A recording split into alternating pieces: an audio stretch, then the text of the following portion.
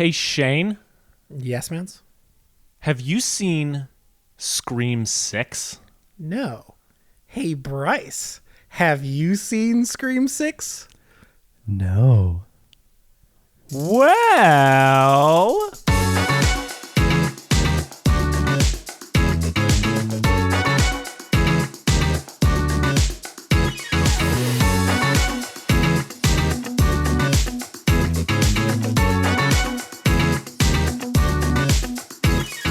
you have now. Yes. Yay! We have all seen Scream 6. I would like to introduce one of my very close friends, Bryce. Welcome to the podcast. First time long.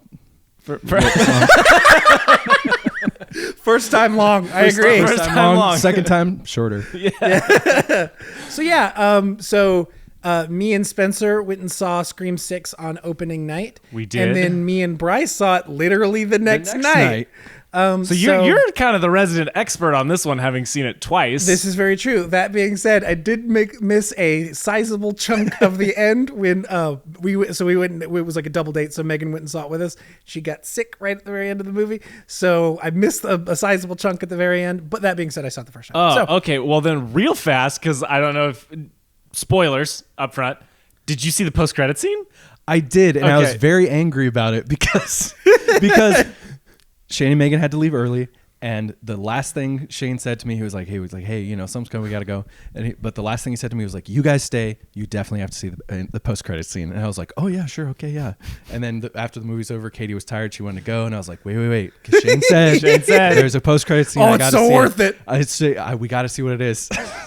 And then of course, not every movie needs a post credit scene. Cut. So I was like, dang it. I Damn love you, that Shane. so much. Oh, wonderful. I want to see the extended version of that monologue that's Right, in the middle of the it movie. seems like it was cut just out. a slice Like, out of it. I Yeah. guarantee there's just a chunk here and a chunk there and a chunk there of her just going off about movies, and I want that cut of the movie. No. Make me so happy. So to kick this conversation off, obviously me and Spencer have been doing our roundup of all of these movies before this came out. So like obviously Spencer had seen these before, loved all of these movies, got me into it to watch it for the podcast, and so I watched all of these movies for the very first time in the weeks leading up to this. Bryce, talk to me a little bit about your history with Scream and what you and where you're coming from all this. Only got into them recently. It was like a year ago, kind of in the month leading up to Scream 5 coming out, or excuse me, Scream. yeah, thank you, please. Yeah. Yeah. Scream 2022, everybody. Like I said to Shane, the great naming convention of Scream, Scream 2, Scream 3, Scream 4, Scream 6. It is truly a horror franchise Yeah. after all. I Yeah. mean, they had to do which only makes it better. You know what I mean? 'Cause, Well, like, I joke that the best commentary in Scream 2022 is the title just being Scream. literally. I mean, that's pretty Right. accurate. I was like, that's, you know what? It fits. It fits. But anyway, you were saying?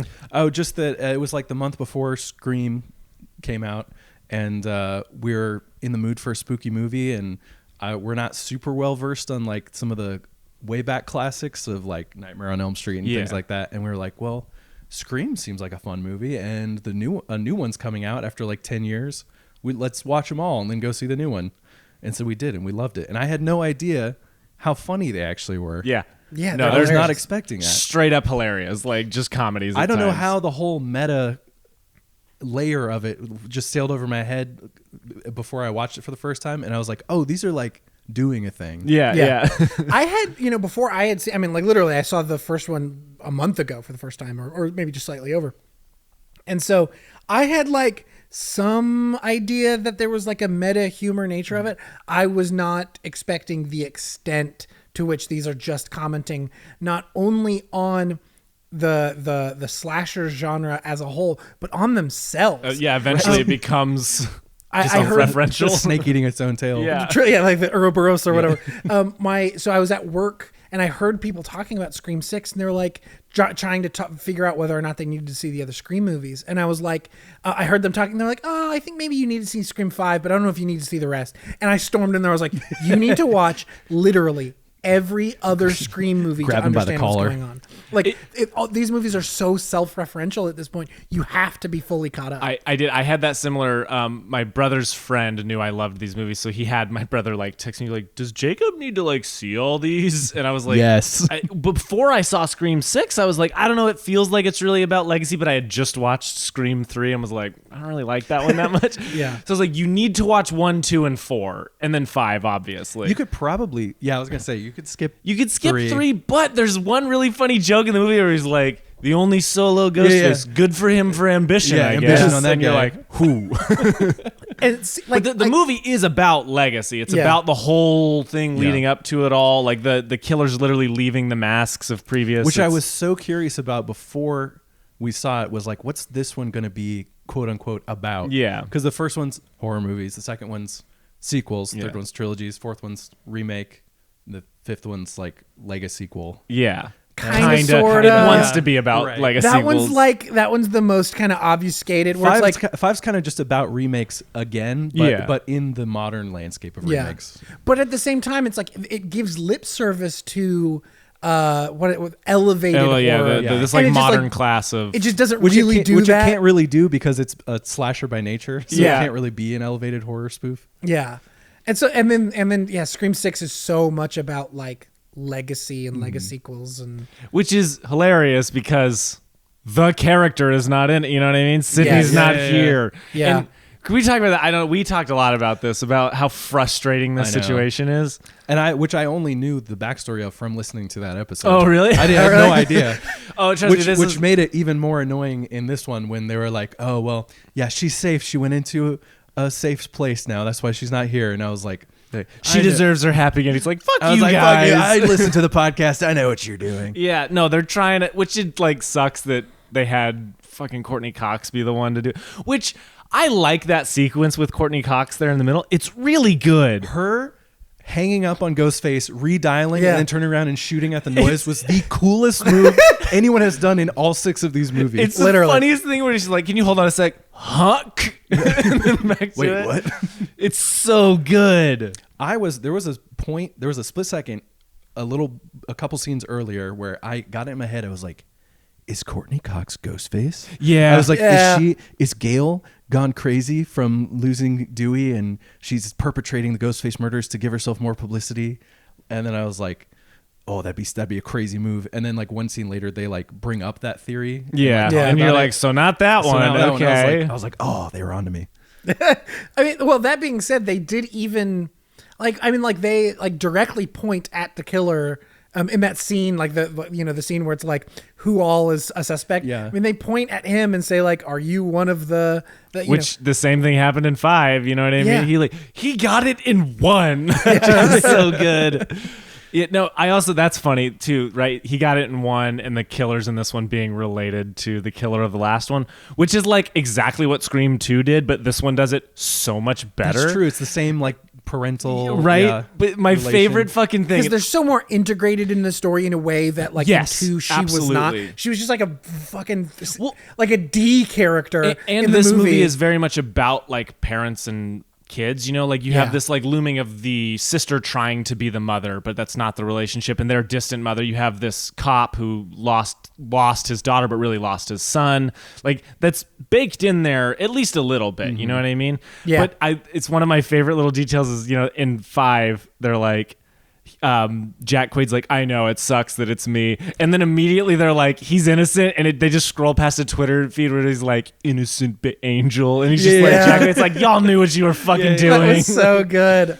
Also, Jack Quaid, pour one out. Jack Quaid rules. I mean, just again, like we already Fantastic. had this conversation, but god damn it, he's so good in that movie. Yeah, like if I had to level one criticism against, because I have mixed feelings on 5. Like I like it. I liked it more the second time I watched it, but I do. There's some stuff in there I really don't enjoy. Yeah. But I really, really fucking like the killers in it. I think that last bit with them unmasked, it's his line too when he's still faking. He was like, "Holy shit, it's Ghostface!" Yeah, the best thing.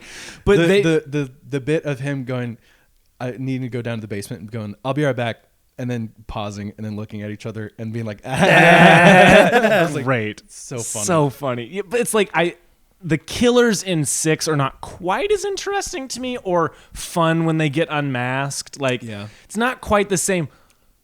But there's 3 of them this time. I was gonna say, it's fun that there's 3. It's fun that there's 3 of them. Yeah. Which is like, that was a great twist, right? Because this is the first time we talked about this, and correct me if I'm wrong, like, I think it's the first time we've ever seen 2 Ghostface in costume together.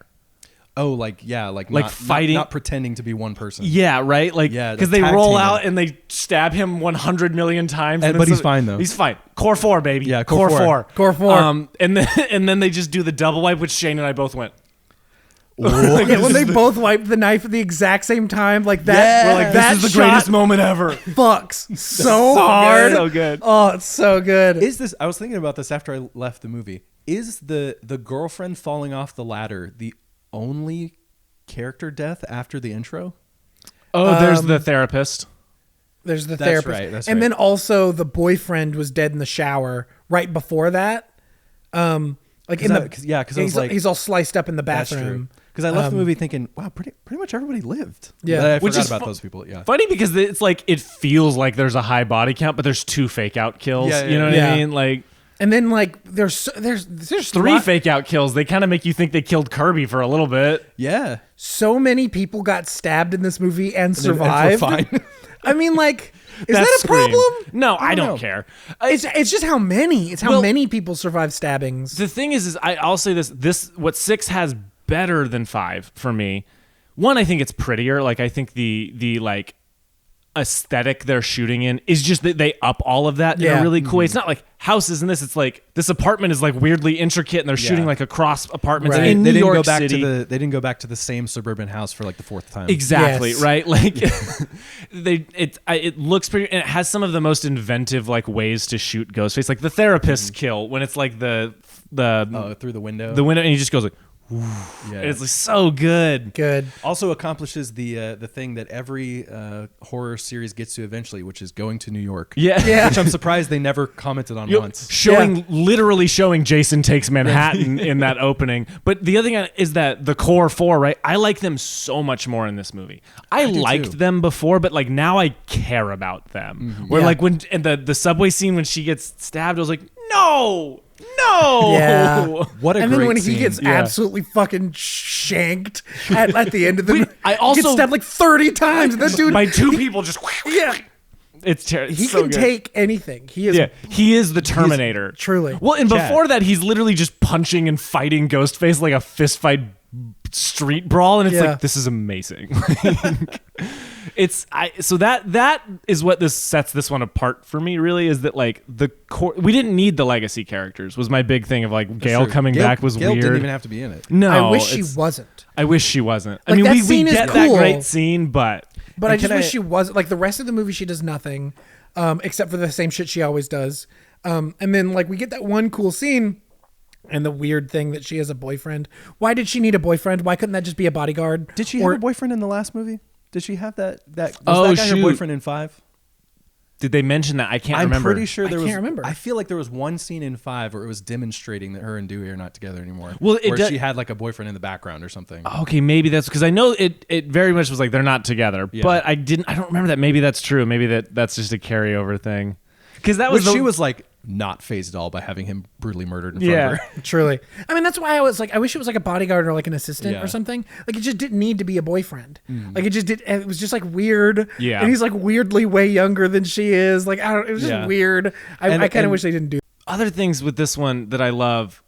Oh, I just wanted to point out I don't know if you guys saw in the great subway sequence that there was a very prominent person in a Babadook costume. Yes. Oh no, All of those little Easter eggs in the background are so great. My other favorite fucking thing about that moment is before they get on the train, someone comes down dressed as Grace from Ready or Not, Samara Weaving's character, like with the like wedding dress and like the bandolier, Yeah, it's yeah. so fucking cool. I love that. I didn't notice it the first time I watched it. I did notice it the second it's time. like in the trailer, so everyone was Yeah. like, "Wait, Samara Weaving is in this? Like, so Yeah. does she exist as right?" It was. I think so- you called it accurately that she was going to be the fake out. Oh character who yeah, dies at the right. beginning. Like, Dude, you got like the movie opens and she's on screen and me and Spencer just looked at each other like, yeah, it's her. right. Like, Well, the other funny thing is that opening is brilliant. Like maybe the second best in the series, if not the coolest. Like because it's so funny. You're watching it, and if you know Tony Revolori, like if you know his voice, you're like, that's just Tony Revolori. Yeah. Like, why? What do you mean? Like, I know who this is.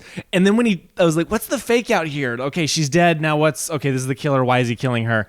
Then he takes off that mask, and I was like, oh, what? Wait a minute, you weren't trying to hide who he was? The man Tony Ravioli himself on screen. And then, well, the end of that scene, like, you know, he's being like chased around by ghost, like the actual Ghostface in this movie. He's like, we need to finish his movie. He's like, who gives a fuck about movies? Yeah. Oh, what a great! Well, that's the great. Yo, fake out they right gave there. the voice act. I always forget his name. The guy who does the voice for Ghostface. They gave him some room to fucking play in this one. Yeah. Roger Jackson. Thank you. Roger Yes, they Jackson. gave I have him. IMDb pulled up because I'm terrified of forgetting an actor's name. Genius, Perfect. genius. You're now a regular on the pod because we definitely don't do that. No, they gave him so much room to play, but that opening is so fucking. When he opens the fridge, I was like, oh my god, is it gonna be cut? Oh, he's cut up in there. Like, it's so good. So good. Okay, the subway scene. I think we just need to talk about We that just need to more. talk about the subway scene. That subway scene absolutely rules. Ghostface can kind of teleport now, which is like Yeah. we've been missing that in the franchise so far. Like, where's the mysticism? We found it. Yeah, he traveled to the future and came back and now has like sci-fi technology. Like, those, is those that kind of scenes? They always they're really cool, but like it always makes me think of in real life if someone was in a costume and they were trying to do that, they're like, okay, lights off, quick, run. Okay, lights back on, now walk menacingly. it's like that they do those edits of Batman where it's like somebody will turn around and say something and when they look back, they'll instead of him being on, they'll edit him like skimpering out of the room, like trying to make the Or corner. he's halfway out the door and he's like, Could you turn around again? I think Pete Holmes has a Batman sketch Yes. about that one. That's Yeah. so good. For me, that was like maybe one of the most, if not the most, like tense movie Yes. in the franchise. Maybe like that scene was so tense when I saw it the first time. I can agree with that wholeheartedly because there's a lot going on, right? Yeah. Like because you're like Ghostface could be on either train. Yeah. You know, our characters split Or up. both. Or both. Yeah. Or fucking both, because there's always two. except in 3, which is weird, but that's right. Ghostface could be on one or both trains. I like that there's two ghost faces in almost every single movie, and it's always played like a surprise that there's a second one. Yeah. But it's like it's the norm. Yeah. Dude, what if in the next one, because it's got greenlit, right? The next one got greenlit. I think there is a Scream 7. I believe on it the did. way. Imagine has to in the be. next one they kill one of the ghost faces early, so it's just it's one, like it becomes one, and that's the surprise. Or it's like John Wick and it's a town. It's a city. Yeah, of, That's you what I see thought it Jenna was gonna Ortega be. running through the city as all these people are like, they all put the mask Yeah. on. You know what I mean? When Tony Ravioli took his mask off, I thought that's when he was talking to his friend who was also going to be a ghost face. Yeah. That's what I thought the plot was going to be, was that now there's an organization of ghost faces that are all trying to do this. sick. the Continental Yeah. for ghost faces. Okay, Yeah. okay. So now that we're talking a little bit about 7, I want to pose that I've seen this recently, and I want to pose it. Do we think Stu is coming back for 7? So I've said this quite a bit. I've said this for a long time. We technically don't ever get a confirmation that he dies. Like, yes, he has a TV. I was they going to say give it lip no. service in the movie. Isn't there a line where they say that's the TV that killed Stu, and someone says like, "Did it?" If you believe he's yeah. really dead. Yeah. Which I said that years ago, where I was like, Stu might be alive. Yeah. Like, why? And so in this one, I was like, is Stu going to be the killer and is he going to show up? It's like, there's no better time than right now where Matthew Lillard is kind of having a resurgence a Yeah. little bit. It's got that little meme spike. He does. He has that shaggy Get him into meme. movies. Yeah. I mean, but I'll say he had that meme spike like 2 years ago. That's true. Like the last one was the one if they were going to do it. Well, if you're trying to capitalize on meme spike, well, and this one is also about the legacy of Ghostfaces, right? And so it's like him coming back would that be would really have fit cool. right in. But the justification of him coming back, in my opinion, only really makes sense if he's going to go kill Sydney If Nev Campbell is not in the same movie with yeah. Stu, or team up with Billy's daughter is what he's Yeah. trying to do. He's trying to be like, no, come to my side I of can see this. that being a cool, like, if they were trying to cap off this like sequel series they're doing, having Stu be like the final boss Ghostface. Yeah. Yeah. Just because Sam's like the daughter of his co-conspirator. Yeah. would be kind of a cool. He kind of is the best Ghostface a little bit. Like he's the my craziest. favorite. He's like, my mom and dad are gonna be so mad at me. It's like I want that guy to get his revenge. Like, I hope they don't make him like grizzled and dark. It's like, no, he comes in with a beard and he needs to be can like have a the beard. Joker. Like, yes, okay, I fucking love that though. What a Needs to great be, like, idea. like insane. Like his level of insanity at the end of Scream 1 should have continued to grow, and now we see him in 7. Yes, I actually love that. And like, he'd be all fucked up in the face from the TV falling on him too. yes, like, okay, this is I'm super perfect. into it. Just actually make him the Joker. Yeah. Make the Scream franchise a Joker prequel. Yeah, the next Scream, it's like, oh, wait, you're not in New York anymore? No, we moved down the street. We're in Gotham now. James Gunn announces that Scream was in DC all along. That's so good. Like, look, I'd watch that movie. Yeah. I'd love to watch Batman kick the shit out of Ghostface. That'd be rad. Be amazing. Any other thoughts on Scream 6? I was gonna say, how do you guys feel about the ongoing sort of through line storyline of the Carpenters being the children of the original, or I guess just Sam, right? Because they're not. They're Yeah, it's half-sisters? just Yeah, they're no, half sisters, just Sam. Yeah. I I liked it more in this one than I did in the last one I because agree. they play into this fact of her violence being helpful, not just Yeah. like one spike. Like in that last sequence, she's going fucking ham on That's everybody. that was my letterbox review. Is that I just love that her protagonist superpower is that she secretly really wants to be a serial killer, but she's too good for that. Yeah. It's that's such a good way to put that. I love it. yeah. No, I'm super into it. I liked her character in 5 more than most people did. I did not. Yeah, she was the kind of the weak link in the cast for me. Everyone else didn't have as much to do, but I just didn't connect with her that much. And in this one, that was completely different. I fully really liked her in this. So question, like at the end when she's like holding the Ghostface mask and then she like drops it, do you like, is she like becoming Ghostface a little, or is that just, I think it was is that trying to supposed tease, be like right? She's going to Yeah. take it and then Yeah. become. I but think that's ultimately a really cool way for the series to go, but I don't think anyone is courageous enough to actually make the Make her the- protagonist the villain of the next movie. Yeah. I would fucking love that. It'd be though, kind of right? cool if she's I- like, I'm giving in to my nature. I'm going to become Ghostface. Yeah. It's If like- they had a last Jedi style, Yeah. like Yeah. fight for good and evil, Yeah. you know Dude, what I mean? you really Like, could do something cool though with it, where like the next series of Ghost Faces at the beginning of the movie, she's like, "Fuck it, here's what I would do," and then they just track down they just Ghostface catch him. that way, Yeah. like of the cabal of Ghost Faces. So they just have Yeah. to keep fighting more Scream and more. 7 is just the first 15 minutes of the movie, and then the rest of the movie is Scream 8. Yeah, there's another. Yeah, they kill Ghostface, and she's like, "Now I'm Ghostface," and then Scream 8 pops up on the screen, and we go. I'd be into that. I'm into it. I'm fucking into it. Yeah, no, I'm like really excited for the continuation of, I guess, yeah, like I am surprised with how much I like these characters. Like I thought I would be more like, look, if you're going to bring back legacy characters, bring back all of them or bring back fucking Sidney Prescott, or just don't bring back any of them. It's like- because I like these characters enough so where I don't think they're necessary at this point. But I liked Kirby in it. Like that's kind of the See, kind of that one's We haven't even Kirby talked about Kirby. Yeah. Kirby! I was so excited when they announced. Like, there was that part of me that's like, you just did this to distract because Nev Campbell's not here. But I love Kirby, so I'm But kind at of the in, same like- time, it's super fun. Yeah. I love the Like, choice to bring her back in like an authority figure role rather Yeah. than Yes, just the- being a victim again. Because Yeah. she maybe has the funniest line in Scream 4 where she's like, no, they got a call. I didn't. Wait, does that mean I'm not going to last as long as these guys? It's Right. like, that's so good. And she is that, like, she went to Stabathon in 4, like, right? She's this immature person who kind of, like, you should have died for sure. You were so uncareful here. She still loves horror movies. She She has still that loves horror conversation with Jenna Ortega. Yeah. was that Jenna Ortega or was that one of the twins? They're the two. It was the twin. Was it the twin? It was It the was the twin. twin. Oh, okay. Because they're, like, the new horror. Right, because Jenna yeah. Ortega likes the elevated horror. yeah. Yes. She likes. I still like the Babadook more. Yeah. Best Friday the 13th movie. final night, whatever. I don't know what the fuck it's called. But he's like, I had a crush. It's like, that's really funny, actually. Like, that's a great exchange. This is filled with great character moments, too. Yeah. Like, throughout the whole thing, top to bottom. I was It's- heartbroken when it seemed like she was when the twist was that she was the killer. Yeah, and then you're the like- twist it wasn't. Yeah. No, dude. See, I really believed it for a second. I know. I was like, he oh, had me. no. know. I was like, he really, really had me. I was like, damn, they really just, all right, okay. And then, thank God.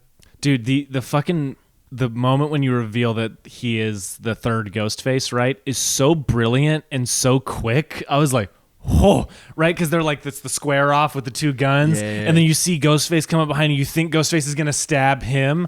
And then, bang, he shoots her. And then they all like relax, like, hey, we're friends. And you're like, whiplash, dude. Like, it's really clever. I really, really like all of that stuff in this movie.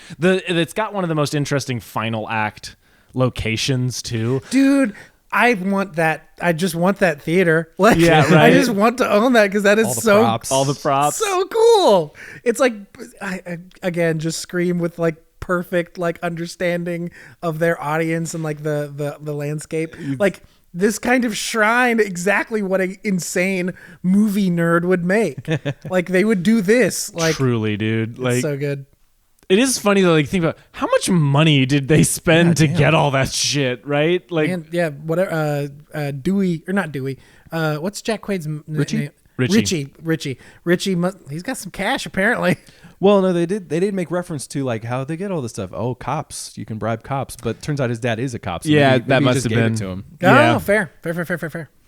I wasn't a perfect parent. Maybe I indulged this a little too much. It's like, you think? Yeah, really? You think so? it didn't go a little too far? So fucking He is good, dude. crazy. It's so good. I like this movie so much. I I like it a kind lot. of described it this way. I was like, look, I would buy 5 on Blu-ray, but I waited till it was $10. I'll buy Scream 6 day one. I'll get that at full price because that Fair. movie rips. Like, Yeah, fair. so good. Yeah, my review on Letterboxd was like, I'm not reviewing this movie on Letterboxd. I am protesting just over the Letterboxd joke. I was like, I refuse. Speaking of, They calls it, yeah, it's because last time they were like pasty nerds with letterboxd accounts or something. And Yeah, I was like, I feel called out right now. yeah, you're like, excuse me? We're your target market, right? So I protested. Here's my review, a instead of continuation of my last Scream review, which is just the original Scream was lightning in a bottle. This movie was more like a ship in a bottle, but the ship is haunted, which makes it cooler than a normal ship in a bottle, but still not quite as cool as lightning in a bottle. One thing is for sure, though. A haunted ship in a bottle is definitely better than a bottle in a bottle. It's pretty dope. Damn it. I was thinking about bottles too much again, wasn't I?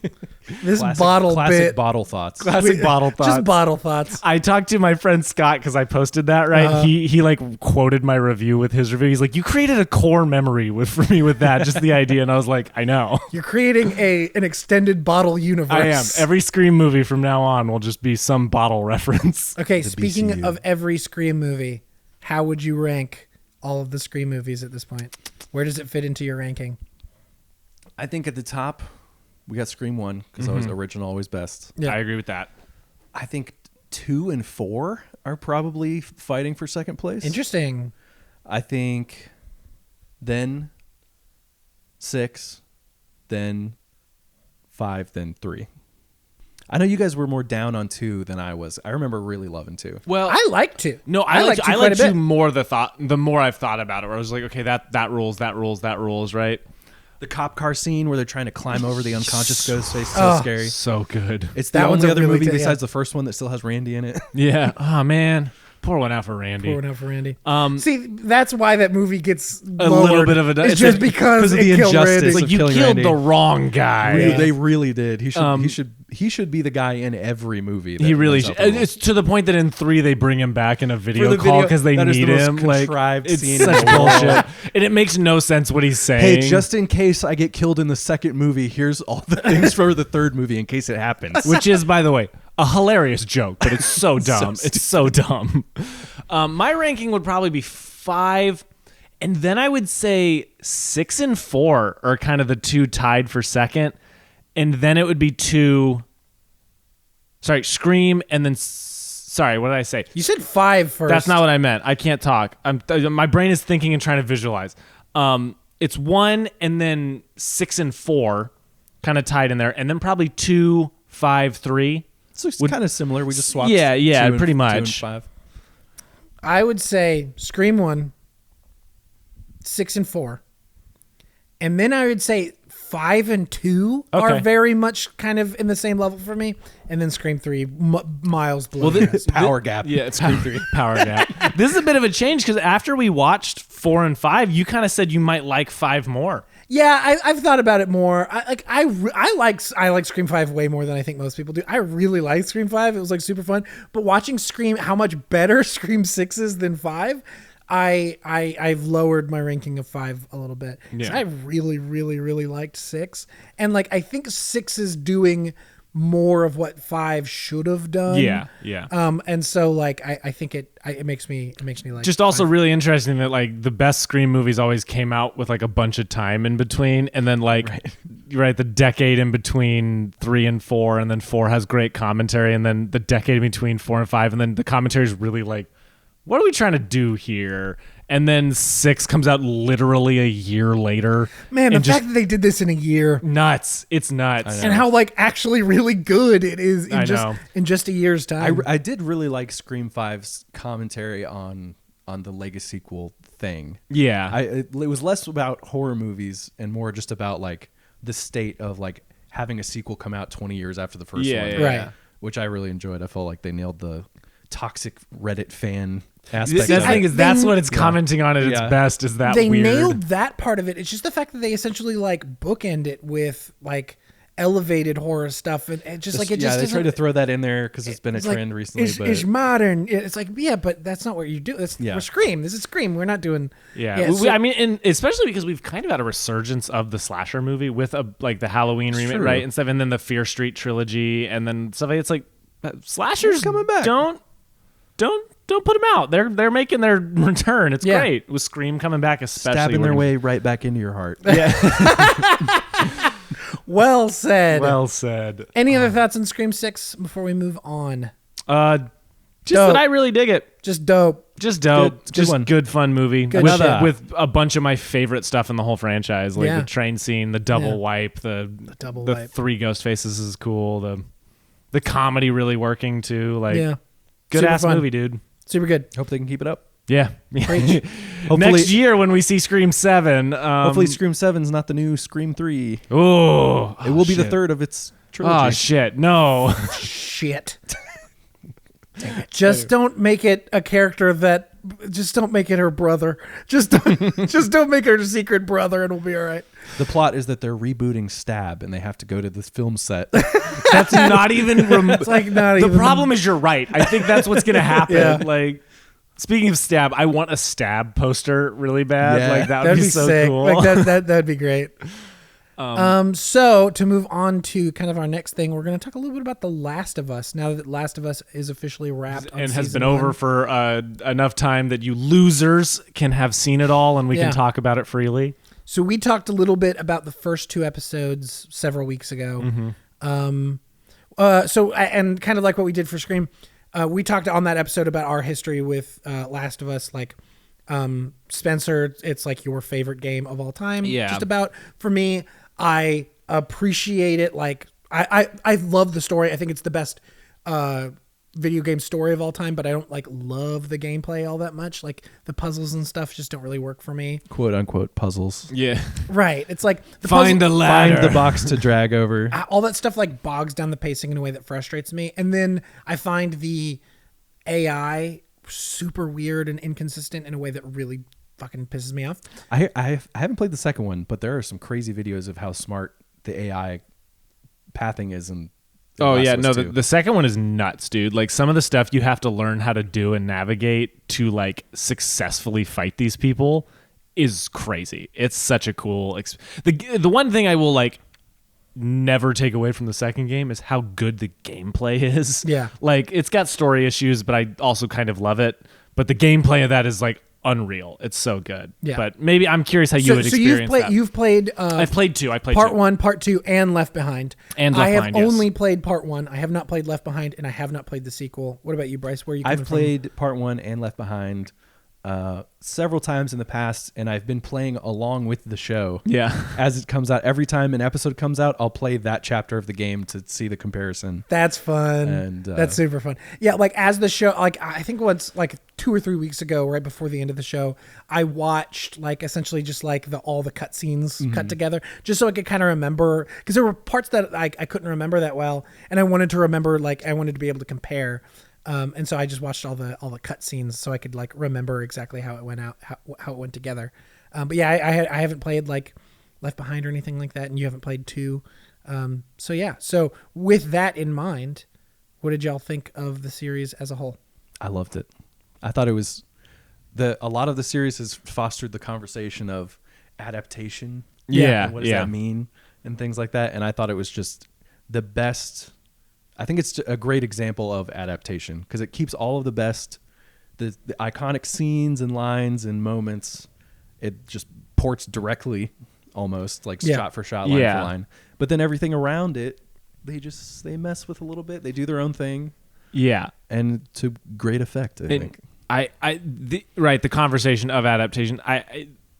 Look, man, Craig Mazin could have come in and kind of been like, well, I want to do something and really set it apart and all this stuff. And it's like, well, no, it felt like every decision to change something was a honest conversation about, okay, this is how it functions in the game, but this is not a game. This doesn't have an action sequence gameplay thing that you can go do to kind of mix it up. It's different. So I love that idea, right? Of like the important stuff is the exact same and the intention is all roughly the same. Almost directly contrasted with the biggest video game show to come out right before it, the Halo TV show, which notably had the directors and writers in interviews say, no, we've never played the games. We're basing it on nothing that is canon. We're just going to do our own thing. Master Chief takes off his helmet a bunch and has a girlfriend. Yeah. And it's not Cortana. Like what? To which everyone said, okay, so why should we watch this? Yeah, so why did you call it Halo? Why are you making this? They're like, iconography. What do you mean? The helmet's cool. Now, the helmet's pretty cool. The suits were all right. They were pretty good. They got like lightsabers, but like looks different. It looks like a sword. It's awesome, dude. That's what we took away from it. Yeah. We saw the box art and we were like, yeah, we can do that. We're like, yeah, that seems pretty metal. Okay, cool. So I have a few issues with things that were changed, like sprinkled throughout. I think in terms of changes that worked, this is me speaking for me. I'm sure y'all have been. I think episode 3 is the best episode of the series. It's really good. It's so fucking good. It's insane. It is by far the most changed from the equivalent chapter in the game. Yes. But it is very good. It's so that change is one that I've gotten in arguments about it where people were like, it felt like filler, and it's like, no, it's setting the stage for what you're about to witness. Like, also maybe unpopular opinion, but that chapter in the game, not that interesting. No, it's like it's like there's a survivalist dude. It's my least favorite section of the game. He doesn't really do anything in the game. He just guides you around while you shoot zombies. And he gives you a truck. He gives you a truck. Yeah, like that's it. I think I agree with Spencer. I think it is the best episode of the series, and I also think it shows you like what hope in this universe looks like. I'm pretty sure. I don't know if they said that in the after show or if they said that on the podcast, which I recommended this. I think last week on the podcast, that was my recommendation, was to listen to the Last of Us companion podcast. I highly recommend it. Honestly, it's a phenomenal podcast talking about how the adaptation works. Absolutely phenomenal. High recommend it. But they were talking about how like 3 was such a departure, but it's like it shows you what hope looks like in this world, and then like the rest of it is so kind of like it like you want these characters to be able to experience that because you know it's possible. Yeah, it shows like the healthy side of what love can lead to, right? Which is 100%. Like genuinely taking care of one another and genuinely having community and a life. And then shows that it doesn't have to end in horror. You know, it can end happy. It can end with you choosing to like be like, okay, we lived, we're old, and we're, you know what I mean? I think that's great. This may be controversial. I don't actually know, and I'll be super curious what you think. My least favorite episode is the one I was the most excited about, which is the one in Jackson. You have no idea what loss is. Like that episode. Is it the one was it with his brother? Yeah. Yeah. So like the way it functions in the game is something that's like brilliant because it's one of the first times you really all of a sudden realize what the game's doing to your brain, where you're like, oh, no. I literally am Joel. Like, I can't let this kid get hurt, right? But it's like the way it functions in the game is he says this to Tommy, right? Mm-hmm. Ellie runs away, which causes danger, which means you have to go after her. And that's him realizing, he's like, okay, I'm feeling these things. He sees her, they get mad, and then he has to fight for her again. And that's what makes him make the choices. He realizes, like, oh, I can't walk away from this. Right. I can't do it. I don't believe that Joel in the show would give her that choice. Because it's like, I think you described it after we watched it as a bit of emotional whiplash. Like, it feels like it's kind of pulling us in different directions so quickly. Yeah. Which sucks because some of that episode, some of the changes in that episode are brilliant. Like when Joel breaks down in front of Tommy. That scene. I thought that was scene. brilliant. That scene is phenomenal. And I do love the fact that we're actually in Jackson. Yes. And we can see what a life here would look like. No, I love that change. That is very true. I really like that. And it's just, part of this comes from my only other actual complaint with the show, which is I wish there was more action. Like, that episode is like the perfect example of it. If it takes you from somewhere safe, emotional, here. Now we're all the way over there, and then Joel gets stabbed, and now he's hurt. And it's like, right. We spent 2 episodes in Kansas City, which I was super into because some of the changes they made there are brilliant as well. Like, so good and so emotional. But, like, that's the one where I feel like it breaks the pacing for me, where it's like all of a sudden I'm getting like rushed through, and I don't like the little action scene of him just taking out one guy and getting stabbed. Right, like, it doesn't work for me as well. I was gonna say the one scene I feel like was undersold compared to the game is his injury. Yeah. 'Cause in the game it's crazy. He's like fighting a guy on a balcony. He falls off a balcony on a rebar. Yeah. Has to get pulled off of it and then like fight his way. Like Ellie's trying to like Yeah. cover him while they're trying to survive. The people still trying to kill him. Yeah. Get out of the building. Yeah. And in that one it's like, oops, I got stabbed by a bat. Get on the horse, run. Yeah, it's like I don't mind toning down or changing it, but they play into Joel's age in a way that they don't in the game, which is like a choice, and I don't hate that choice, and I don't love that choice. It's just kind of a choice for me. But like that is the one where it's like, no, I wanted to see the dude that fucking Tommy is afraid of. That like I wanted to see. I know what you're capable of. What are they capable of? Yeah. Like I wanted which to you do kind of see in the last one when he's just mowing down people. In which the by the way, that hospital. last one has one of my favorite shots, which is just a shot of him walking down a hallway as all these people are like running and trying to kill him, and they're just all dying. I mean, to go off your comment about his age a little bit, how they played into that. I think that is them trying to justify more why he would want to leave her, because obviously he wants her to be protected, and he just doesn't think he can do it. Like yes. Like there have been so many things that have happened, and there have been so many close calls that he's like, he is younger, he is more capable than I am, and I'm just tired. I do agree with you. I think that is the like intention and the goal of it. And there are some respects where it really works. Again, that scene where he breaks down in front of Tommy, it's like, oh no, you genuinely believe you can't. Like that really works for me. My thing is, it doesn't, like the game, I'm fine with him being older, and it's like I know a lot of like people in their 50s who could fucking murder me. Like Right. I fully like that just isn't an issue for me. And I don't need the justification of why he wants to leave her. I get it. Like he can't accept that he might care about somebody. Yeah. For me, that's just it. And that's also not one I'm gonna like fight and die on. It's just for me and my experience, that was like the part where it's like, no. Make this 10 minutes longer, have a little action scene, and then build that last climax one up more. So it's like, play with my hope and fear, right? Of like, oh shit, Joel's gonna, oh no, he's winning. Oh no, oh God. And then like, he wins the fight, but still loses. It's like, that would have been so good. For me, I honestly think it could have just been a restructuring thing of how the episode was planned out. I legitimately think they would have ended the episode on that argument between him and Ellie. He closes the door, cut to black. And then the next episode opens on him waking up the next day, and then like, or like her waking up the next day. Like that way we have a week, us as human beings have a week to sit in that feeling of he is just going to let her go.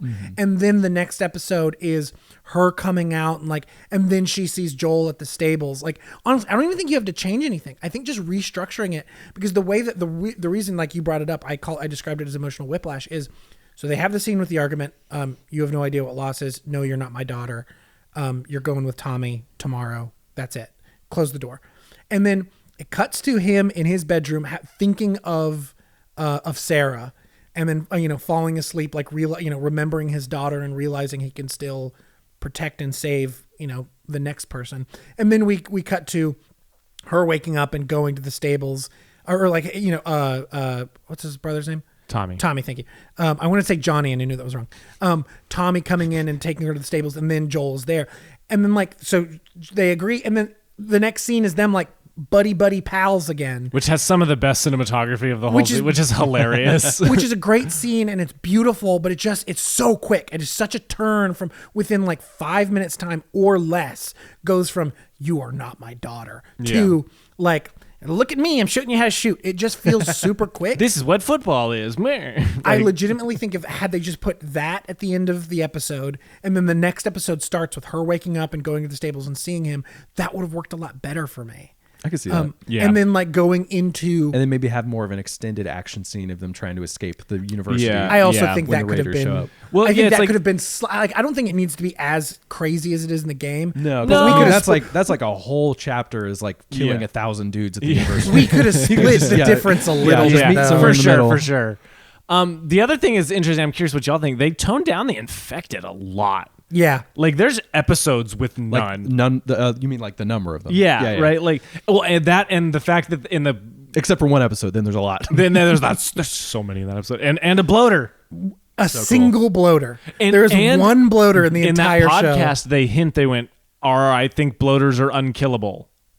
Is kind of how he put it. He's like, the way I took that is you're not gonna kill one of these unless you have a tank. Yeah. You know what I mean? Or dynamite, or a truck that can crush every they're unkillable bone in it. For you. Yeah. Not that they're literally mortal. Which is an interesting change, but I wanted to see a bloater fight where Joel has to take one. Know what I mean? That could have been a cool horror boss fight. Kind of I'm trapped in a building with a bloater. Yes. Yeah. And he's got to take it out. Oh, it would have been so awesome. But season 2. Well, and they've already said season 2 will have more infected. That's one of those things where okay, we heard y'all, chill the fuck out. We're getting more money to do season 2, so we'll do more. I am nervous about season 2 because while I haven't played part 2, I do know the plot of it and have seen several scenes from it, and that's just not a story that I want.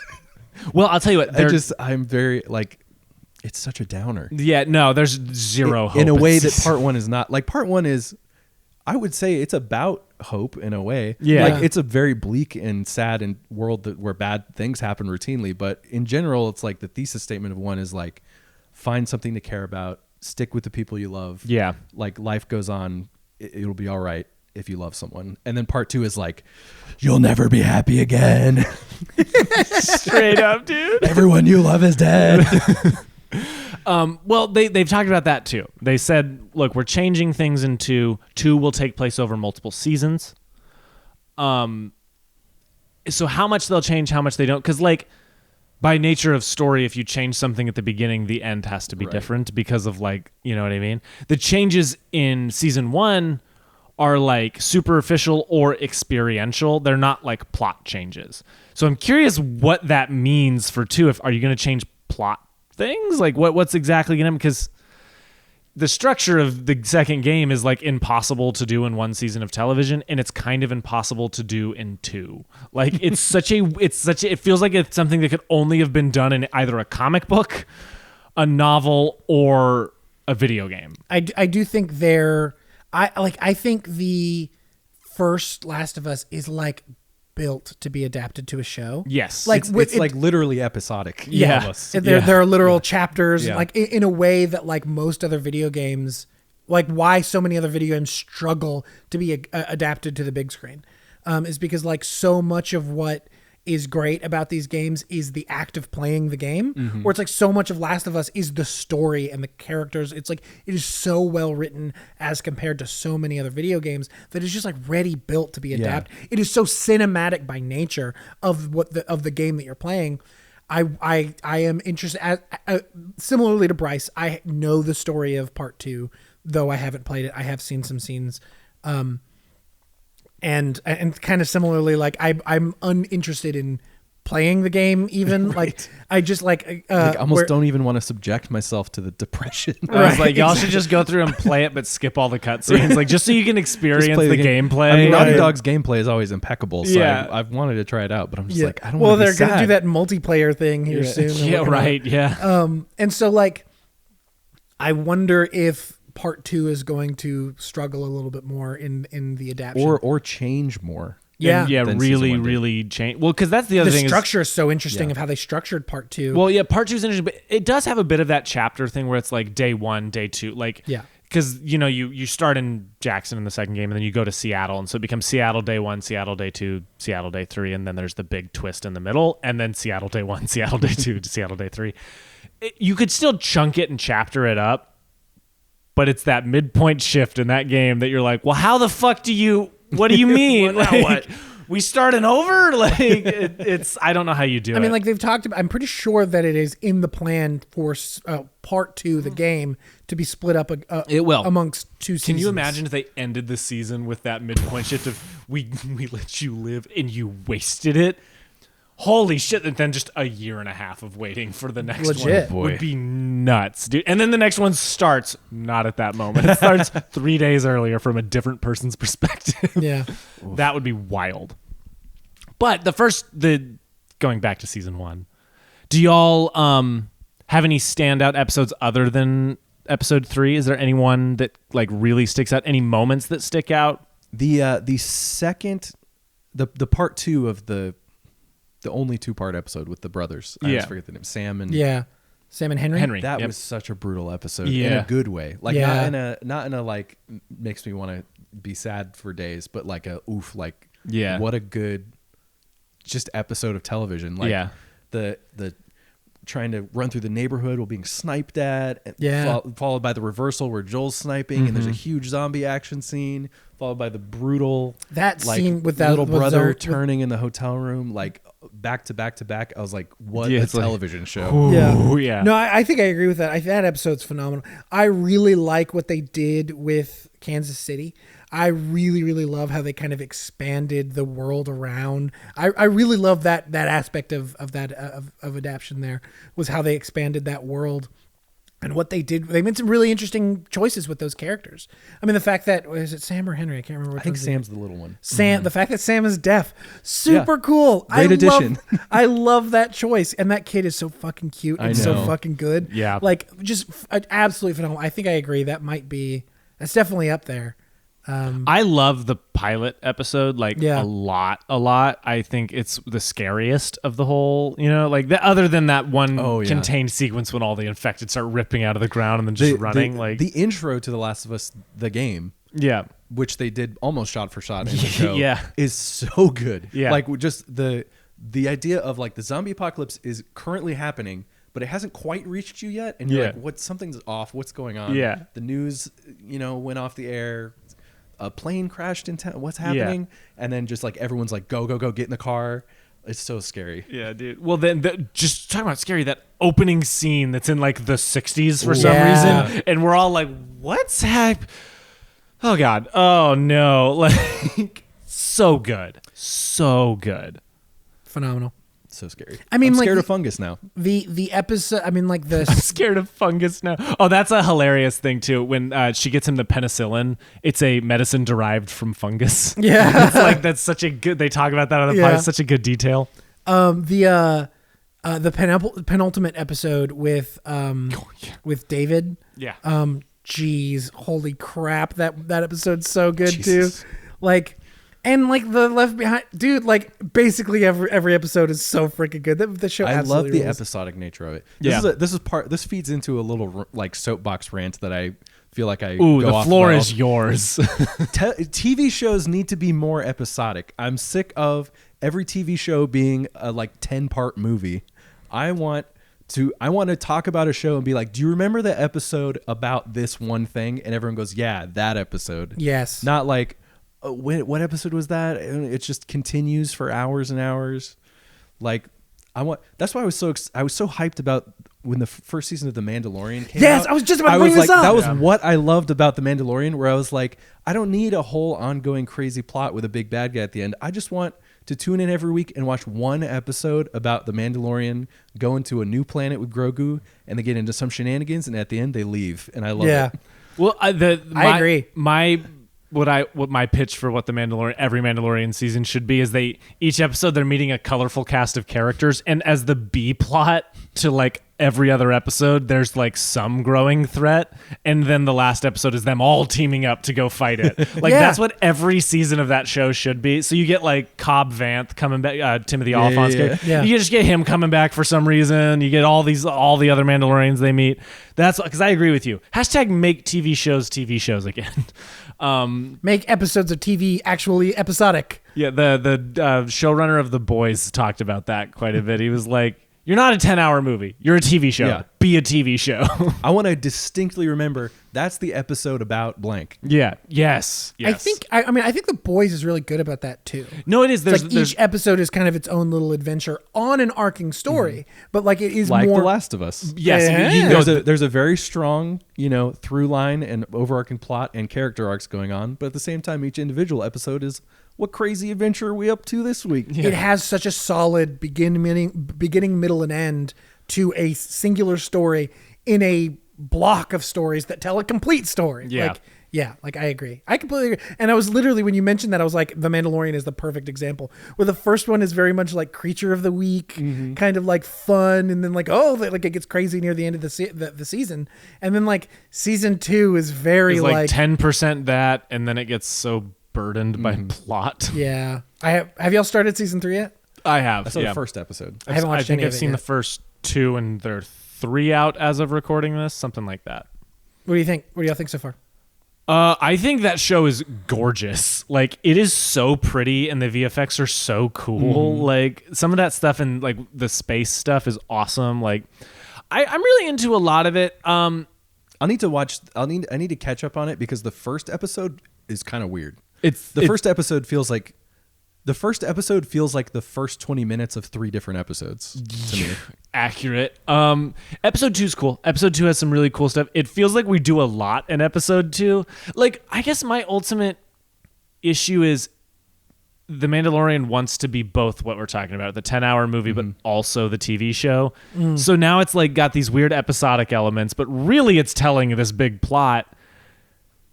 But I'm like, well, how am I supposed to feel about any of this? Am I supposed to like that he's in a weird Mandalorian cult? Like, is that cool or bad? Am I supposed to care about the fact that he wants to still be in the cult? Yeah, it's like, thank you. That's what I said. I was like, good. He meets other Mandalorian characters that are like, you're in a weird cult and you should not be in that cult. You can like take the helmet off and like he's like shower and stuff. Like, no, I want to keep the helmet on and I feel bad about when I took it off and I won't change my mind. And you're like, okay, yeah, no, sure, right. You do you. That is the part of it that it's like, what do you want me to feel about any of this? But then on the other hand is he's got the most drip of any Star Wars character of all time. Dude. Like, why did we even need the Boba Fett show? We have Din Djarin. I know he's so like, much cooler. He's so much cooler, dude. And this little like 6-shooter-y pistol thing. This is just going to turn into a diatribe on how bad the Book of Boba Fett was. Yes, I was literally just about to start. I was like, the fact that Book of Boba Fett gets so uninterested in Boba Fett that it just becomes three episodes of The Mandalorian in the middle. I don't know where I wrote this. Probably not on. I don't think it's on Letterboxd, but I wrote something somewhere where I was like, I've never seen a spinoff get halfway through a season of being a spinoff and then just decide, actually, this sucks. Let's just be the original show again, and then just cut to the original character and do more episodes of his show. It's so weird. It was like they insane television after behavior. season 2, they were like, we gotta reverse some of these. We shouldn't have ever brought and then have major plot developments to that character's arc happen in the spinoff show. If you were just watching The Mandalorian seasons 1, 2, 3, you have no idea what happened between 2 and 3. Like, I I had coworkers who were like, "Oh, are you excited about Mandalorian season 3?" I was like, "Yeah, I'll be interested with what happened in Boba Fett." And they're like, "Oh, I haven't seen Boba Fett." I was like, "You literally have to. It's mandatory." Well, the other thing is watching the end of season 2, Luke Skywalker himself, the man himself, shows up, takes Grogu away. Season 3 starts. Mando has a new ship, and Grogu's back. Yeah. No explanation. Yeah. Wild. Well, the other thing is at the end of season 2. I watched it because I kept getting spoilers because this is the show that will get spoiled more than any show on television. I don't know why. No, that's fine. It's like instantaneously. It's like I wake up and my phone's like, you are gonna know what happened this week. Yeah, did you hear about Luke? I literally would wake up when season 2 was coming out and watch it before getting out of bed. I wouldn't even go to the bathroom. Don't look at the phone. I wouldn't risk it. But I'm watching it, and as soon as it ends, I went, well, this was pointless because he's coming right back. Yeah. And then I watched it that night with some people, and they were like, it's so cool. And I was like, this is not how I thought this was going to go. I was Riddler. I was like, this is not how I thought this was going to go. I was so mad. I started singing Ave Maria, and they're like, why are you doing that? I was like, I don't know. But it's like, you watch that, and you're like, well, it's pointless. What is this show without both of them? Right. It's the whole fucking thing. Yeah. Kills me.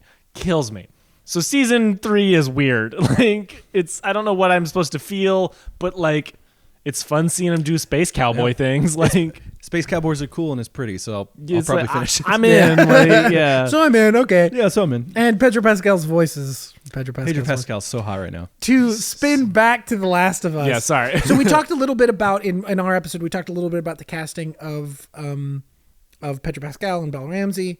Any new thoughts on that now that we've finished the show? Obviously, we haven't gotten your thoughts at all. What did you think of Pedro Pascal and Bella Ramsey? I liked Pedro Pascal before as an actor, but this show has made me fall in love with him The entire world, as everyone else has in Yeah. the world. Yeah, I don't know. I thought they were great. I thought Bella Ramsey was a weird choice in the first 2 episodes, but she really grew on me over the season, and Yeah.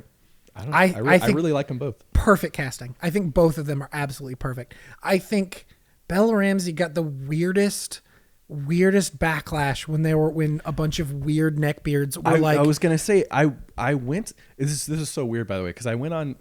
We were like halfway through the season, and I was like, I don't even know what like the gamers who love the game really think about it. Yeah. Because I know that people just watching it love the show, but how do like Last of Us fans think about it? So I went on Reddit and I went to the Last of Us subreddit is a fucking nightmare. That was a hellish nightmare on like the world. There's 2 Last of Us subreddits. There's the Last of Us subreddit, and then there's the Last of Us Part 2, its own subreddit. Yeah. And the original Last of Us subreddit, I felt like was very positive, and people were loving it.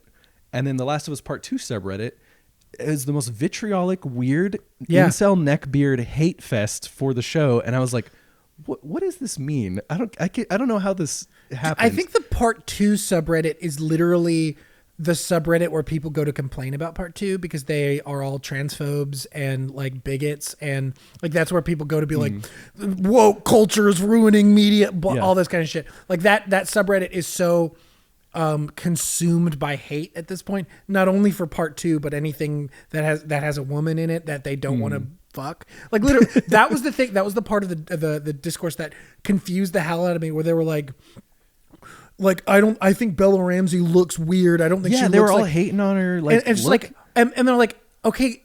They were like, oh, she's like not hot enough, and I'm like, you are so fucking gross. I was about to say, you mean the little 14-year-old girl? You She mean shouldn't the be. 14-year-old? You mean the person who's a 14-year-old in the game and the 14-year-old in the show? It's like, yes, Bella Ramsey is a 19-year-old person. Yeah, but now when she was filming it, she's 19 like now. You know what I mean? Yeah. It's like she's a literal child, people. Shut the fuck up. Y'all are so like, they're just so horny for Ashley Johnson. Yes, and it's just that's like, what it is. It's so gross and weird. It's like, look, does Bella Ramsey look exactly like the character In-game model in no. the game? No, but like at the same time, but also she that looks, that character's not real. Like no one would look They like made her. up that face. that character in the first game was built to look like Elliot Page. yeah. Was built to look like Elliot Page because they were trying to get Elliot Page to play that character, but Elliot Page backed out. I didn't even know that. That's Did you know that? That's why she looks. that makes so much sense. That's Yeah. why she looks so much like Elliot Page. And so then when they remade Part 1, they made it look like the character model that looks like a lot more like Ashley Johnson in Part 2. And so when they did the Part 1 remake, they changed the character model to look more like she does in the second game. And so it's like even the games don't even agree what she looks like. Yeah. Well, like, and too like true. when she was, because when Pedro Pascal got cast, I literally was like, "This is so good, it's boring." Like, it's like it's perfect. It's like too perfect, right? He's just Joel. When she got cast, the only thing I had seen her in was Game of Thrones, Right. And so I was way more hesitant on her. Yeah. Where I was like, the only thing I've ever seen you do is like not anything like Ellie. So like I had no idea what to go. Second she pops up on screen, I went, okay, I think I'm gonna like her. And then each episode I was like, she's perfect. She's so good. So good. She has the great like nonchalant like sarcasm about the apocalypse that everyone loves Ellie about. Yeah. Where she's just like, it's like the only world she's known. Yeah, I know. It's like she's not depressed about losing the old world because she never lived in it. Yeah. She's just like airplanes and football. What was that like? It's that line where they're talking about flying. She's like, dude, you got to go in the sky. Yeah. And I was like, Joel's like, yeah, I mean, it kind of sucks, honestly. And she's like, whatever. It sounds man. cool. Yeah.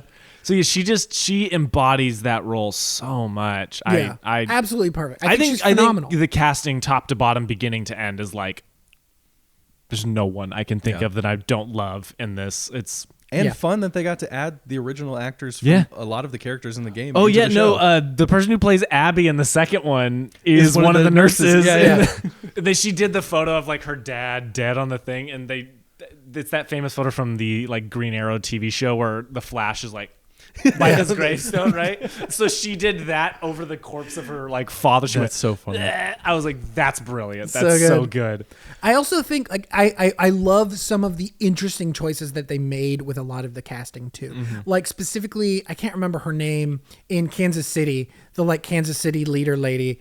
I thought that casting was weird in a way that I really liked. I thought the same thing. That was another thing that the weird vitriolic incel subreddit was hating on, was like, oh, the villain in Kansas City, she's so lame because she's not even scary. She's like a nice lady, and I'm like, that's why she's so scary. That's why it's scary. That's why she's terrifying. She's like this soft-spoken. She's she's like your friend's mom, but she'll order someone to shoot you in the head. Yes, like she has been like it. I mean, it's like the perfect example of like these everyday people, like this scenario, turning these everyday people into the darkest, worst version of themselves. Yeah. Like it is terrifying what she is capable. Like literally, I loved the scene, by the way, where she was like, I know what I'm doing is like basically wrong, and my brother himself told me before he died to forgive them and move on, but I'm not gonna do that. Yes, and then so his response, good. I was just about to bring this up. His response of like, we loved him. He got us. He was a great man. He was a great man, but he never achieved anything. With you,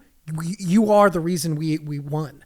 And it's like, that is, I'm literally getting chills just thinking about that moment. Like, I absolutely love that casting. I thought she did a phenomenal job and was an interesting choice. It was like it's not what everybody else would have done, but I thought she was phenomenal, and the casting was really, really cool and weird. Really cool. And like changing Sam to be deaf. It's like, it was like, why would but it like adds such an interesting layer. You feel the like tension it adds, and you feel the like, again, that element of like, he's a brother, but he's really a father. You know what I mean? Like it's you feel so like good. at any point an infected's gonna like run around the corner when he's not looking, and you're gonna be like, look out! Oh God, he can't hear us. His AirPods are. Me and Meg quote that literally all the time. Oh fuck! Oh God, he's got AirPods. He's got his AirPods in. Oh no, he can't hear the infected. It's so good. Like I thought all of the casting across the board. And I think the show looks great. I think the direction is almost always impeccable. There's like occasionally some stuff where I'm like, okay. I mean, it was like gorgeous shots of like overgrown city. Like shots. Oh, the Very visual cool. effect work in this is nuts. Like specifically that shot of the mall. Like you hear them talk about what exactly they had to do, and it's like, it's nuts how seamless it looks. Yeah. Like, oh, it's so good. The when we see infected, all of the infected look great. Phenomenal. Like to the point that there's a lot of times where it's like, I don't quite know what's CGI and what's real. Like it's like, good. And then you look at behind the scenes photos, and there is an actual like 10-foot tall bloater suit. Like that's like an actually real. It's like, I'm sure it's like augmented with CG, but like at the same time, I'm sure what we're actually seeing on screen is just a CGI version of it, other than a couple of shots probably. Yeah. But like, you do that, you put that there because it just looks better when you do the VFX, because you're like, oh, that's what it actually looks like. Okay. You're just augmenting it. You're just like you're leveling it up, as opposed to just like completely creating it from scratch. Yeah, I thought I agree. I think the show looks phenomenal, and all of that kind of like costume and makeup work is so good. Truly. Good show, man. Good show. Best. Any and all complaints are really just nitpicks. Really, honestly, I was a little like, the only one that I have any actual issue with is that episode in Jackson. But even then, there's so much in it that is great. So that's the thing, is like, I honestly think that like what they did is not wrong. I just wish they structured it slightly Yeah. differently, Yes. Yeah. and it would have made it so much better. I just saw, I think yesterday, the total viewership numbers on it surpassed House of the Dragon. Whoa, really? Yeah, no, it did. And like each week it jumped like 1 million viewers. It was like boop, boop, boop, boop, boop, boop. I Crazy. mean- Which is crazy, which was the previous like most viewed thing on HBO Max. Yeah. Wild. Which I don't. That's that. Last That's of that. Us way deserves it. That's more that than House of the Zaddy Dragon. Pascal Yeah, energy. yeah. Kind That of. Pascal. That's all those freaking thirst talks on TikTok of Pedro That Pascal. SNL sketch where he's like the teacher in the teacher's lounge and they Yeah. keep making him. And it's like, It's but so you give good. us life. Give us life. Choke us, daddy. It's like, wow. Whoa. No crumbs left. Okay, on to the C segment, B segment, C segment. The game. The game. game. The C section. The C section. Whoa. So today we will be doing a similar thing that we do often. We will be doing trivia, but this time we will be doing Scream trivia, and we will be doing it the first to buzz in. So you will have to scream to buzz in. This is going to be an audio nightmare. I'm just realizing. Yeah, let's just back this mic on up. Just back it up a tiny bit. Yes. So scream or just whatever to buzz in, and I will and I will call on and Spencer will be keeping Bad score time me. for Meg to take a nap. So, damn it. Truly. So just to be clear, we can steal if the other person doesn't get it right. If the other person doesn't get it right, the other person will get a chance to steal. Cool. Okay. Are we ready? I'm ready. ready. Mike's on the ready and screams in the chamber. Okay. Billy tells Sydney that this substance was used as the prop for pig's blood in the film Carrie.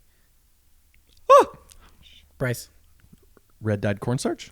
Corn syrup? I'll give it. Corn syrup. yeah, Yeah. All right. That's one for Bryce. Bryce got one. Okay. Everyone looks at Randy in the video store after he screams this iconic phrase. Oh, Spence. it's a formula, a very simple formula. Nope. Oh, fuck. Bryce. I know. I'm picturing it in my head, but I can't. I'm watching this scene. I'm right trying now, to remember like- the scene. Yeah. Do you want to know the answer? Yeah. What is it? Everybody is a suspect. Oh, damn it. Okay. Billy and Stu were able to evade being caught for Maureen's murder by framing this person. Maureen being Sydney's mom. Cotton Weary. Yes. See, I'm so bad with remembering character names. It's gonna kill me. The only reason I know is we binged them so Yeah, I know. quickly, so it's like ingrained in my head now. Stu Mocker is killed supposedly when Sydney attacks him with this object. Spence. A TV. Yep. I remember that one from earlier in the conversation. Right, just wait, talked about it. I chuckled to myself when I saw it. Before setting on Scream, this was the original title of the film. Spencer. Scary movie. Yep. Did you know that? I did not know that. Yeah, it was originally. Isn't that kind of awesome? Right? That's kind of. It's like poetry. It rhymes. yeah. Aligned with his character, Randy Meeks works at this location. Bryce. Blockbuster or video store. I'll give it to you. It's a video store. Yeah. I'll give it to you. I mean, Blockbuster is a video store. Billy and Stu aim to survive and escape their current killing spree by framing this person. Sydney's dad. Yes. Mr. Prescott. Don't we love how the little are getting quieter? The opening victim of the film, Casey Becker, was played by this famous actress. Drew Barrymore. Yep. Classic. Nice. The high school janitor is dressed up as this iconic slasher villain. Freddy Krueger. I literally just watched that clip like yesterday. Feel free to cut me off if you know the answer. Cut me off. Okay. Principal Hembry is played by this famous You got me. Bryce. Henry Winkler. Yeah, the king himself. The Fonz. I'm realizing all of these questions are just about Scream the first one. Scream. Oh, funny. Casey Becker loses her trivia with Ghostface when she misses a question about this classic slasher franchise. Friday the 13th. Yes. That's the one about the mask, right? No, it's about the killer because Jason 'cause isn't even the he's killer in the not the first killer one. first, It's it's his Mrs. mom. Voorhees. Yeah. Tatum Riley meets her demise when she gets stuck in this location. The Garage. Yeah. I love the little. This is going to be an audio nightmare, and I love it. After killing Casey, Billy creates an alibi for himself by going to this location. Sydney's room. Yes. When Sydney is first on the phone with Ghostface, she tests whether or not he can see her by doing this silly action. Ah! Picks her nose. Yes. I just love it because she's like, what am I doing? What am I doing? Where does the big party in Scream take place? Ah! Stu's house. Yes. Sydney does this to Gail after she tells Sydney she will send her a copy of her book. Punch her in the face? Yep. In the face. Love the dodge in Scream 6. Oh, what a great moment. Is like, I'm sorry I punched you in the face. No, you're not. No, you're not. I'm not. The high school janitor is played by this iconic horror creator. Woo. Bryce? That was more of a who. Was it Wes Craven? Yes, it was Wes Craven. In the Freddy outfit? Yes. Yeah. I was like, wait, no, right? Yeah. Protagonist Sidney Prescott is played by which famous actress? Oh! What kind of questions is this? Yeah, I know. Right? Wait, can we just skip that one? That's too easy. Y'all both knew it. Give yourself both a point. Okay. Nev this- Campbell, just to be clear, we did know it. we all knew. This Nick Cave song has become synonymous with the Scream. Red Hand. Yeah. They needle drop that like 3 times in Scream 6, And it's all the better for it. and it's better for it. I can never remember how it goes other than the titular phrase. Yes, so yeah. whenever I try to think of it in my head, all I hear is "Every girl's crazy about a red right hand." Yeah. What was Billy's motive for his murders? Sydney's mom slept with his dad and it broke up his parents got divorced because of Sydney's mom. That is correct.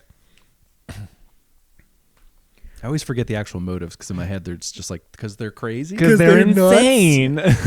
What retro snack is Casey Becker making at the beginning of Scream? Woo. Yeah. Stovetop popcorn. Yes, you're right, but do you know the actual name of it? Just for Jiffy fun? Pop? Yes, that No, is he true. got it right. He got it right. He'll get for the sure. point, but it is Jiffy Pop. Jiffy Pop. What a good name for popcorn. Good name. This one's also incredibly easy. Prepare yourself. This deputy police officer is played by the legendary David Arquette. Dude. That's it. That's it. Some of these are actually like super fun, and then some of these are So super it's easy. like, which actor did this thing? What's the Like, name of the character? This one I think is a fun question. Where did the police find Principal Hembry's body? strung up on the goalpost at the football stadium. Yes. Football field, I guess. I was gonna say flagpole, so you would have still got it. This is also super easy. This journalist gained infamy from Gail Weathers. Yeah, you're right. All right, last question. This is the very last one. And we're tied right now too, so Ooh. it's like this is it. all right, this one's fun because Okay. it's like it's not like necessarily in the movie, so this is fun. For all the knives. The use of this phone feature tripled after the release of Scream. Star 69? No. 63? No. Spencer, any guesses? Caller ID? Yes, it's caller That ID. was a shot in the dark. I never would. Caller ID tripled after Scream came out. That's Don't super you fun. love that though? Like everyone's like, we ain't fucking around anymore. I mean, it was like remember when Jaws came out and then Yeah. everybody was like, "Fuck sharks!" yeah. People went to their cell phone stores and they were like, "Do you have anything that'll stop me being killed by Ghostface?" And they're like, actually, we do. Yes, like literally, I bet like they were. If I was a phone company, I would be hard pushing that as a feature. I would be making ads and all that kind of Why shit. don't they market it every time a Scream movie comes out? You're like, the ghost calls you, the ghost guy calls you, and then he kills you. So VPNs, baby, or whatever the fuck. I don't know. NordVPN. Yeah. Brought to you by NordVPN. We are sponsored by Yeah, no. Please sponsor us. That would be awesome. NordVPN. Stop us from being killed by Ghostface. Yeah, there you go. Bryce, do you remember when we made for a company that we were working for at the time when we made a Scream meme, like a rip-off parody for one of the videos we were making? You know what? I never even thought of it as a Scream thing because I hadn't seen the movies. Yeah. But looking back on it, it was definitely a Scream That's thing. exactly what Yeah. it was. Yeah. Is that follow your own adventure? Yeah, the one? choose your own adventure Yeah. thing. See, we just well, made no. for fun. That's not the one I'm talking about. I'm talking about when we were Wait, working what? for when we were working for that same person, the company that we were being contracted by. You're right. I the- forgot about that thing. Because it was a feature. It was a caller ID feature. Because that's right. Because we were trying to do an internal video about sell the caller ID feature. That's so funny. I haven't seen that one. The scam call filtering. Yeah. And so we did a skit where It was caller ID too. yeah, we did a skit at our boss's house where was it him on the phone? No, it was it was the guy that we always used that worked at. Right. Yeah, he was pretending he Bleep- had a bleep Drew that out. Barrymore wig. Bleep that out. That's so we will see it on the waveform. Yeah. We need to bleep out that word.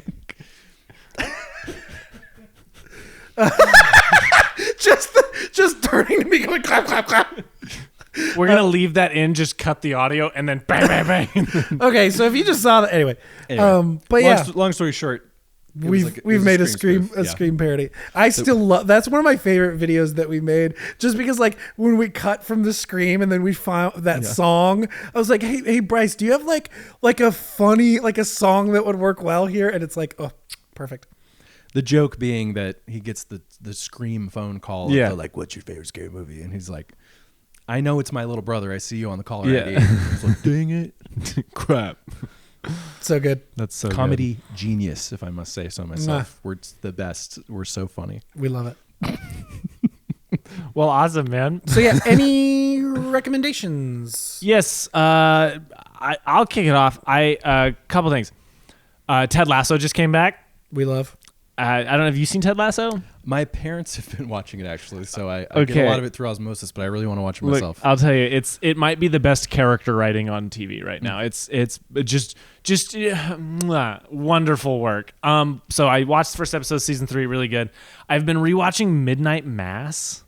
Damn, that's another thing I need to watch. Okay, Midnight Mass, like watching it a second time, I've put it off because I watched it so quickly the first time and loved it so much that I was like worried I wouldn't love it as much a second time, just because sometimes, you get weird about it.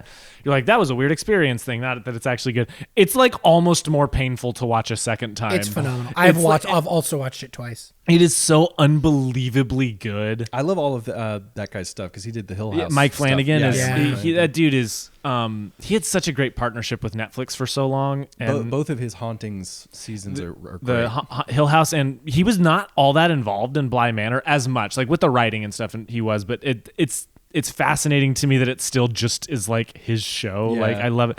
And then his Netflix movies, Hush, and there's a one with like Sleep Demon kind of thing. And he also did Gerald's Game, right? Joe, was gonna say, did he don't do a bring Stephen up King? Gerald's Game to me while you're standing in a corner. Okay, like, you're sitting. But have you seen Gerald's Game? Yes, I have that seen movie Gerald's Game. fucked me up so bad. movie's scary. Like that's gonna be a Halloween special one of these Oh days. God. Yeah, but I love That's a like, Flanagan, right? It is. It's a Flanagan thing. Well, funny thing also, Midnight Mass in Hush, Kate Siegel plays a deaf character who's a writer, but her friend is played by Bev from Midnight Mass, who brings over her copy of the book, and the book is Midnight Mass. Because she talks about, she's like, oh, I loved the characters, I loved Aaron, I loved Riley, like because he was trying to write it as a book and couldn't figure it out, and then he made it into a so good. miniseries. Doesn't it come up in Hill House as well? Isn't there like a reference to it in Hill It House? might. I don't know. I'm pretty sure it's been referenced multiple times. Midnight Mass for Flanagan was like the thing he was chasing for so long. Yeah. Like I love Midnight Mass. I love literally everyone It in is it. so underrated. Like the fact that it did not get a single Emmy nomination, let alone win. But it's like 3 or 4 it should have won. Like it's unbelievable. So anyway, that would be my big recommendation. That Ted Lasso if you want to feel good, Midnight Mass if you wanna feel Midnight bad. Mass if you want to just feel real gross for a while. Anyway, what recommendations? I don't really have that much of one this week. I've been fairly busy, so I haven't like dived into a movie. There's an album that I got recommended this week, and it's really freaking good, so I'm gonna recommend it. It's an album by Young Fathers is the group, and the album is Cocoa Sugar. It's incredibly weird and incredibly cool. I honestly don't even know how to describe it. Like it reminds me a lot of like Kendrick Lamar. Like there's some Kendrick Lamar influence in there without really being like a rap album. But there's also like, I don't know if you've ever heard of The Social Experiment. They're like a Chicago-based like super group of like R&B, soul, rap, neo soul, like conglomerate. And it's super cool. It's really hard to explain and describe what because it feels pretty new and fresh. But I highly recommend it. It's really cool. Very cool. And the album cover is wild. It's really weird. I'm gonna look that up. So yeah, highly recommend. Bryce, My recommendation is with all the critical acclaim that Everything Everywhere All at Once is getting recently, I would highly encourage you guys, if you haven't already, and anyone watching or listening, check out the Daniel's previous movie, Swiss Army Man. It is so good. One of my favorites. My recommendation last week. When we watched Double Down. Now you have to. Like last week our episode was Everything Everywhere All at Once, as and like so a post-Oscar thing. Yeah, that's perfect because man, because I saw that movie way back when it came out, and when I heard that they were making another movie, I was like, oh boy. I was Here we go. I was like, the guys that made Swiss Army Man are making a big movie. And then it won every award in existence, and I was like, "That's crazy, dude! Awesome." You've seen Everything Everywhere? Oh yeah, that movie is so freaking good. My favorite movie of last year, and my favorite movie of the past several years. And so easy to see the same DNA in Swiss Army Man. Truly, it has the exact same, just like absolute bonkers. Like take any one scene from it, and you'd be like, "What the hell am I looking at?" But all together, you're like, "It's making me cry." Yeah. That's a great way to put that. You're like any individual piece. You're like, what the fuck were you guys thinking? Yeah. What you take any 10 seconds from the movie and you're like, what kind of crack are you smoking? But then all together you're like, wow, it's so profound about life. Yeah. I love it. I'm crying. At the end, you're like, you're fucking. It's that, not to evoke the name of Rick and Morty, but Rick and Morty. It's that Rick and Morty bit where she's pouring wine into the glass. Love Swiss Army Man. Yeah. No, seriously, watch Swiss Army Man. We'll have to do that one soon as an episode. Yeah, I know. We need to. But anyway, I think it's safe to say we all really dug Scream 6 and The Last of Us. Yes. You have some music to listen to. You have a miniseries to watch, and you got a movie to watch on top of that. So, like, I don't know. Go do that. Or don't. Live your life.